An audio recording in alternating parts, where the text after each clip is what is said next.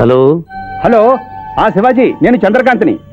లగ్నపత్రిక రాసుకున్న రోజు నుంచి అవాంతరాలు ఎందుకు జరుగుతున్నాయో ఈ రోజే తెలిసింది బాబు. మా శిరీషకి చిన్నతనంలో ప్రాణాల మీదకి వస్తే దాని పెళ్లి తిరుపతిలో చేయిస్తానని మీ అత్తగారు మొక్కుందట. హలో, డాడీ చెప్పింది నిజం. అందుకే నేను మిమ్మల్ని అనుమానించాను. నన్ను క్షమించండి. నేను ఈరోజు తిరుమల బయలుదేరుతున్నా. మీకోసం ఎదురు చూస్తూ ఉంటాను.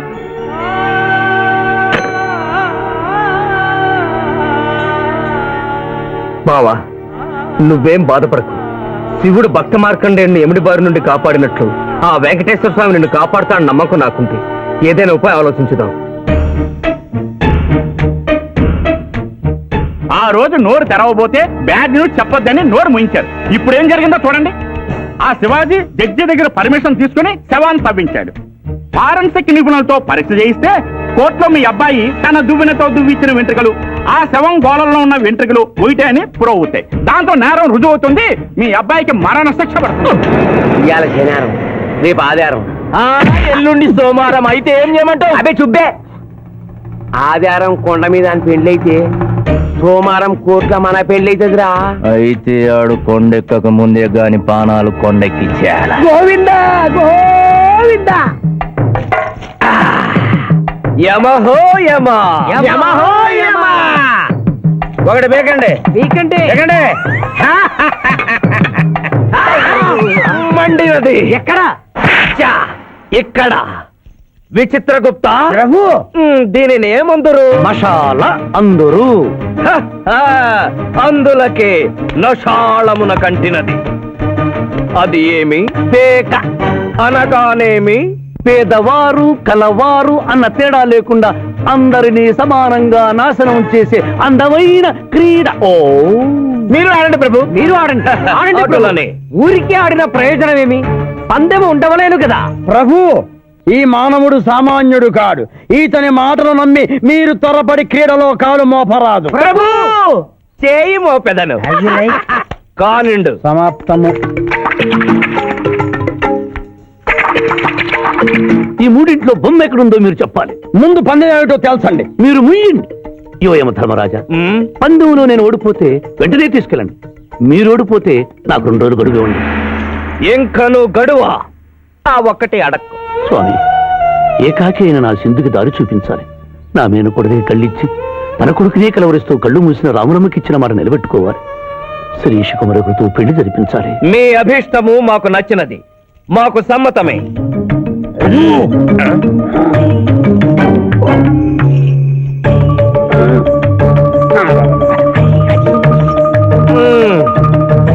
మొట్టమొదటిసారి మీ మాట మన్నిస్తున్నాం.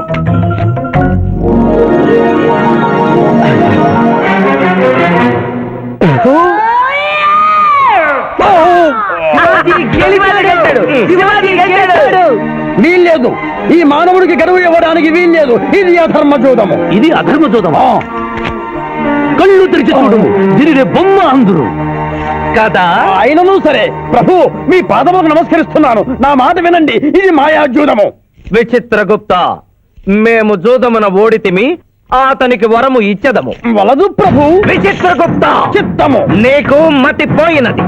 ఈతను వివాహమాడు కన్య మీనలగ్నమున జన్మించినది. ఆమెకు పునిస్త్రీ యోగమున్నది. ఆమె మెడలో తాడిబొట్టు కట్టినచో ఈతడు పూర్ణాయుష్కుడగను. ఆ విషయము తెలియక కొద్ది రోజుల గడువు మాత్రమే కోరుకున్నాడు. ప్రభు,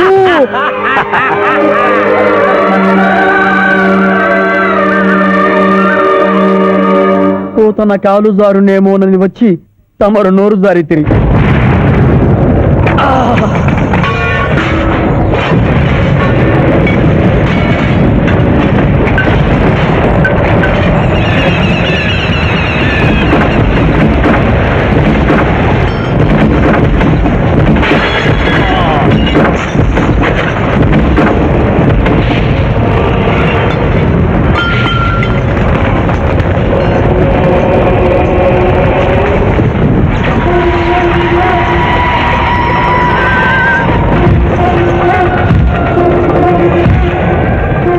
ప్రభువులకు ప్రణామములు.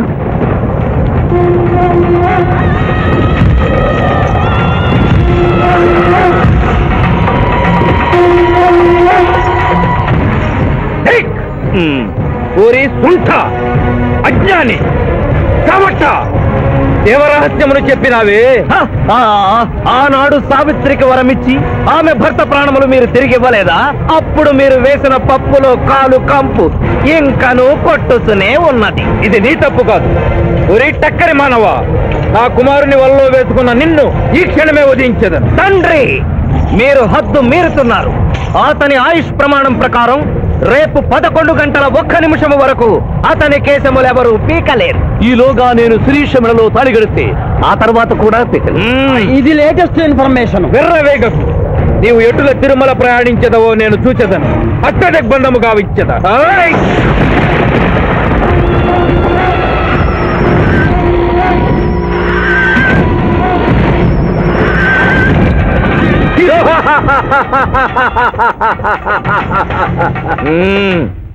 యమధర్మరాజా, సాక్షాత్తు దైవ స్వరూపులైన మీరు మా ఇంట్లో అడుగు పెట్టారు. మీ పాదములు కడిగి ఆ నీరు శిరస్సున జల్లుకొని మీ ఆశీస్సులు తీసుకునే వలనని ఉన్నది.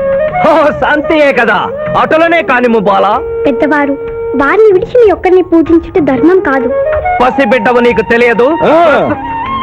వట్టి ఆశీస్సులే తప్ప వరములు ఇవ్వను. కానిమ్ము.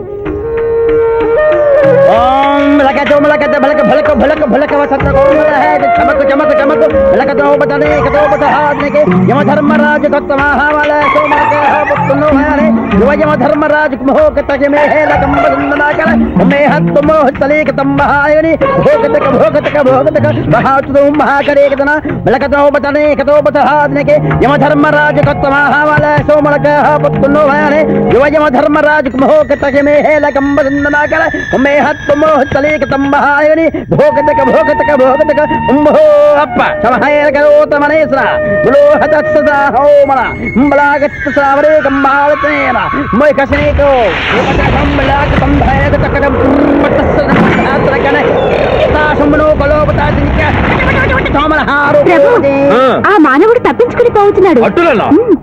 కానీ సగం కాలు కడిగిన తర్వాత కదిలితే శని పట్టుకుంటుంది. ఆల్రెడీ శని పట్టినట్టే. అహో కూనా, ఎంత దెబ్బతీసితివే. అయినను వారెచ్చటికి పోయేదరు. త్వరగా కడుగుము.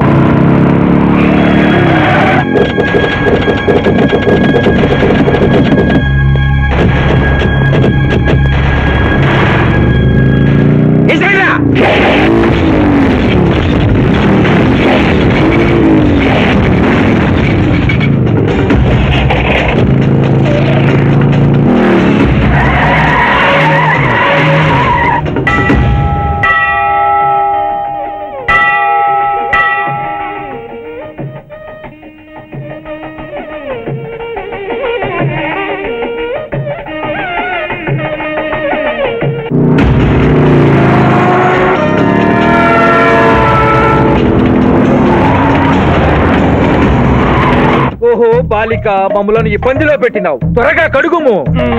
ఏమి కడుగుట ప్రభు, ఇక్కడ మీ తండ్రి కొడుకు ఇద్దరు శని గురించి టెన్షన్ పడుతూ సమయం వృధా చేస్తే అక్కడ మానవుడు తిరుపతి చేరి మ్యారేజీ ఫంక్షన్ చేసుకున్నాడు కూడా తథ్యం.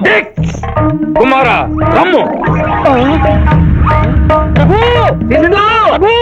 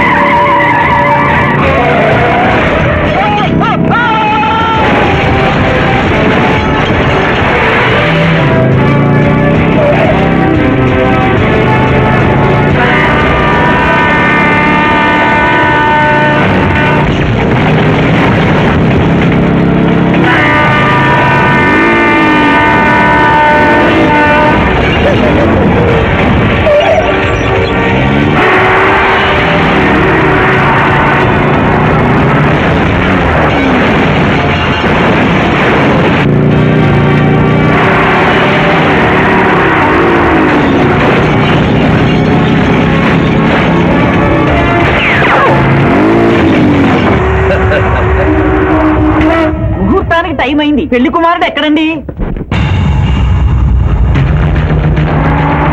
Shivaji, all the best.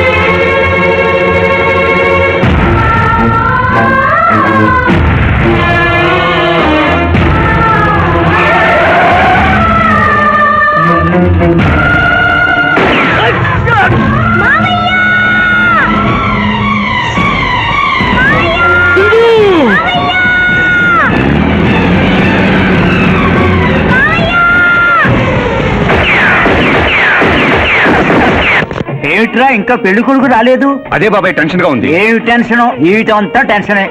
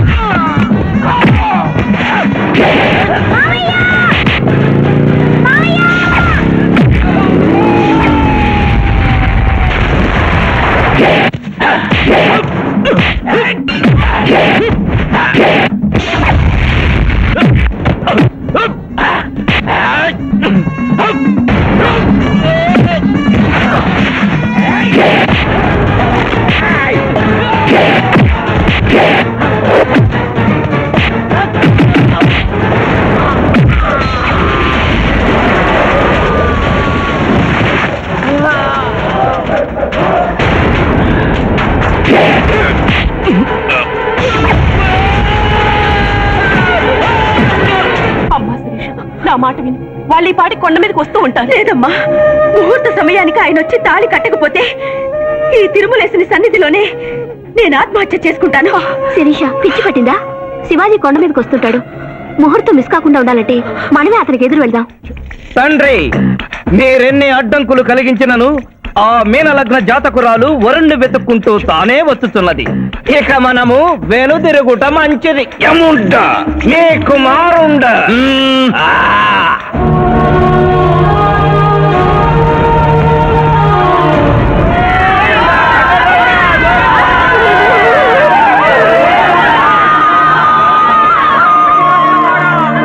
మనవా? తండ్రి, ఇంకనూ 11 గంటల 1 నిమిషం కాలేదు. పాశము విసిరిన పరువు పోవును. నీకు పట్టాభిషేకము చేసి మేము పెద్ద తప్పిదము చేసితిమి. నీవు నోరు మూసుకొనము. మీరు యమపురికి రండి. అమ్మతో చెప్పి మీ సంగతి తేల్చేస్తాను. ముందు ఈ సంగతి చూడము.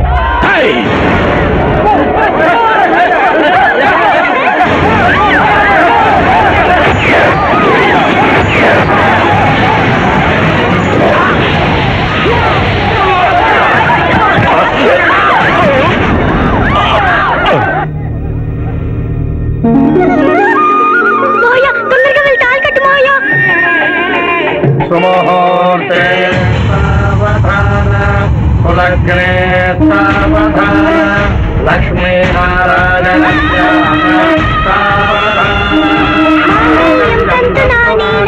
మమ జీవన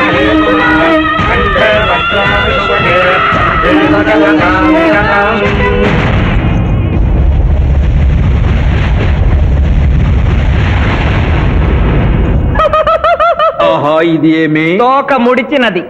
కుమారా కుమారా కుమారా,